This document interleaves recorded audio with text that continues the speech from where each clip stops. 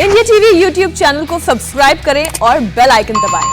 और इस वक्त आपको सीधे लिए चलते हैं दिल्ली विधानसभा, जहां पर मुख्यमंत्री अरविंद केजरीवाल संबोधित कर रहे हैं। ये आना तो है नहीं, इन्होंने, उनको क्या पता था ये पहुंच गए वहां। तो ये लखनऊ पहुंच गए, बोले आ जाओ, वो मैदान छोड़ के भाग गए।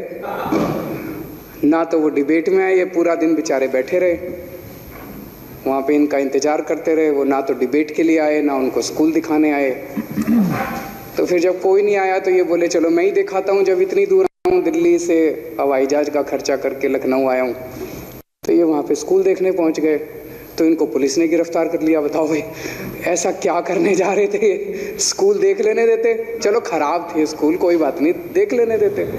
दिल्ली के उप मुख्यमंत्री को उत्तर प्रदेश के पुलिस कमिश्नर ने रास्ते में रोक लिया, सारी पुलिस ने, इनको स्कूल नहीं देखने दिया।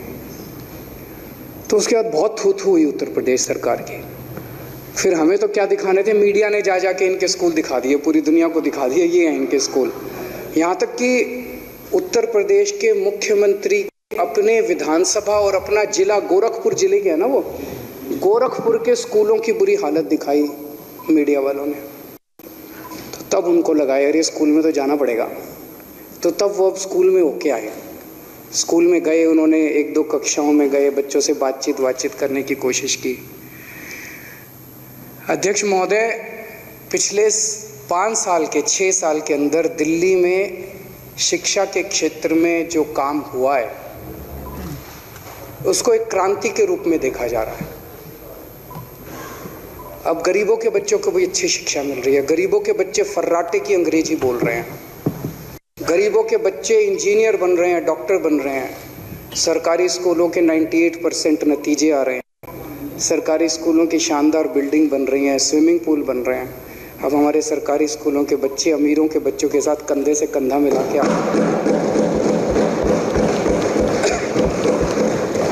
तो एक मन में प्रश्न उठना वाजिब है।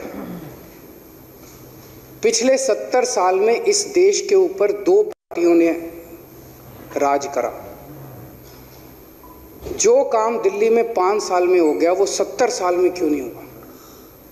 70 साल के अंदर इन दोनों पार्टियों ने मिलकर शिक्षा व्यवस्था को ठीक क्यों नहीं किया? आज मैं पूरी जिम्मेदारी के साथ कह रहा हूं कि इन दोनों पार्टियों ने मिलकर एक षड्यंत्र के तहत इस देश की शिक्षा व्यवस्था को बदहाली में रखा है, जानबूझ के रखा गया है।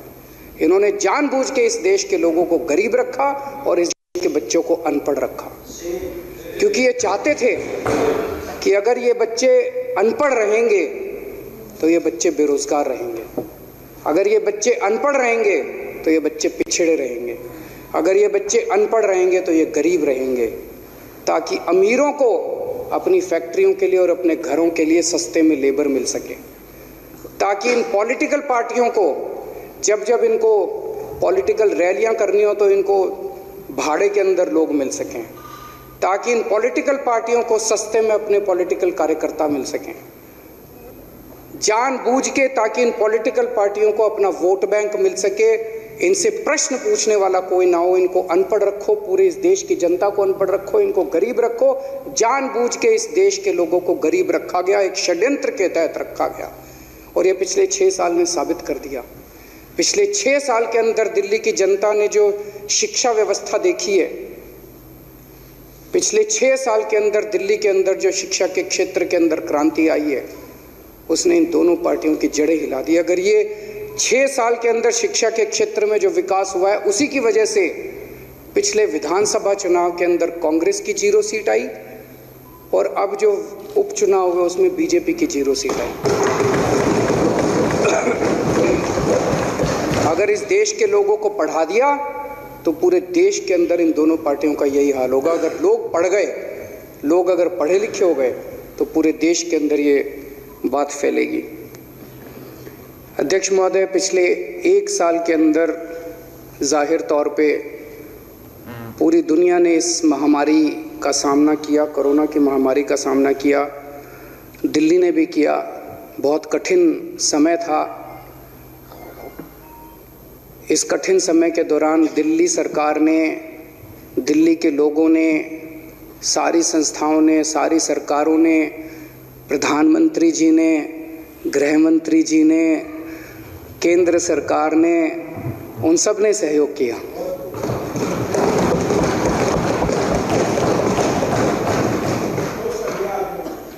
हमारे सारे भाजपा के विधायकों ने भी बहुत सहयोग किया। सब लोगों के सहयोग से इतनी बड़ी महामारी कोई एक सरकार या एक आदमी से ठीक नहीं होती। अगर हम आपस में ये विवाद करें कि नहीं वो दवाई तो उसने भिजवाई थी, नहीं वो बेड तो इसने लगवाया था, सब ने काम करा था। इतनी बड़ी महामारी थी, इतना बड़ा काम था, एक आदमी के करे नहीं होता था। और सबसे ज़्यादा काम करा डॉक्टरों ने। हम नेता जितनी मर्जी अपनी तारीफ कर लें, ना प्रधानमंत्री जी गए अस्पताल में, ना केजरीवाल गया अस्पताल में इलाज तो डॉक्टरों ने ही करा।